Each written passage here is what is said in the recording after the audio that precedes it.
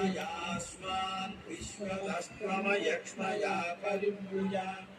नमस्ते अस्त्वायुधाय नाथकाय दुष्टवे उमाभ्यामुदते नमो बाहुभ्यां तव धन्वने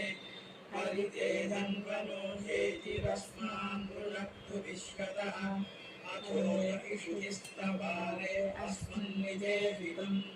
नमस्ते अस्तु भगवन् विश्वेश्वराय महादेवाय त्रयम्बकाय त्रिपुरान्तकाय त्रिकाग्निकालाय कालाग्निरुद्राय नीलकण्ठाय मृत्युञ्जयाय सर्वेश्वराय सदाशिवाय श्रीमन्महादेवाय नमः।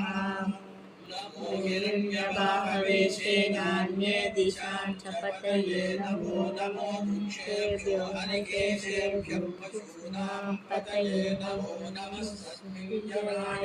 श्रीमते पथीनां पतये नमो नमो पुरुषाय विद्यादिनेत्राणां पतये नमो नमो हरिकेशानोपवीतिने पुष्टानां पतये नमो नमो